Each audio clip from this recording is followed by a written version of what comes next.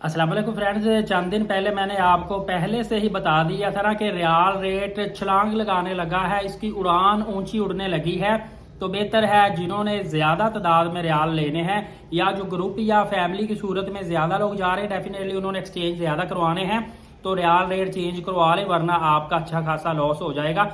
वही बात हो गई ना कि रियाल रेट एकदम से ऊपर चला जा चुका है। आपको मैंने बताया था कि रमजान मुबारक में और हज के दिनों में जितनी ज्यादा रियाल की डिमांड बढ़ती है, एक्सचेंज रेट उतना ही इसका बढ़ जाता है, क्योंकि एक्सचेंजेस ज्यादा होती हैं।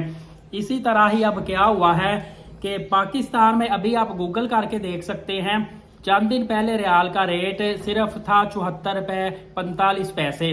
और कोई महीना 2 महीने पीछे आप रियाल का रेट ऐसा करें कि पीछे कोई हफ्ता पूरा रियाल का रेट चेक करें, 1 महीना पीछे जाके पूरा वीक चेक करें, रेट 73 रुपए 74 रुपए हद 75 रुपए, इससे ऊपर गया ही नहीं था। अब एकदम से 80 रुपए पे चला गया है। आज गूगल कर ले आप, 79 रुपीज 95 पैसा, 79 रुपए 95 पैसे, मतलब कि 80 रुपए का रियाल हो चुका है। सीधा सीधा कोई 6-7 रुपए रियाल का रेट बढ़ चुका है। और सिर्फ इतना ही नहीं है, बल्कि रियाल का रेट बढ़ने का मकसद ये है कि अगर ये 80 रुपए का पाकिस्तान में है तो आप सऊदीया से चेंज करवाएंगे तो ये 88 का 90 का 95 तक इवन के हो सकता है 100 रुपए तक भी चला जाए। ये मैं आज 11 मार्च 2025 का रियाल रेट बता रहा हूँ, 79 रुपीज 95 पैसा, 80 रुपए का कह लें। तो आगे चंद दिनों में और आप देखिएगा इसका रेट कितना ज्यादा हाई हो जाता, क्योंकि सुनने में आया है कि आखिरी अशरा में इससे भी ज्यादा तादाद मक्का मदीना पाक में सऊदी अरबिया में जाएगी। तो ये जो मिड या सेकंड अशरा है ना, यहाँ पे तादाद कम लोगों की अभी भी है, हालांकि लाखों में है। ये अब आखिरी अशरे तक देखिएगा रियाल का रेट कितना ज्यादा ऊपर चला जाता। और अगर इंडियन करेंसी में देखा जाए फिर भी स्टेबल है, 23 रुपए 27 पैसे रियाल का रेट है, जबकि डॉलर 279 रुपए 85 पैसे का है।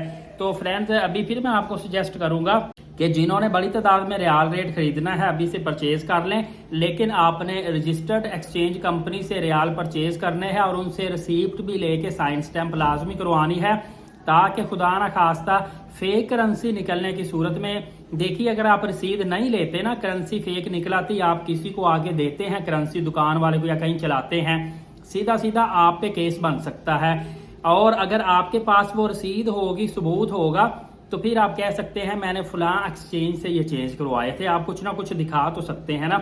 ये एक मैं अपनी तरफ से आपको सजेशन देता हूं ताकि आप प्रॉब्लम्स में ना पड़े।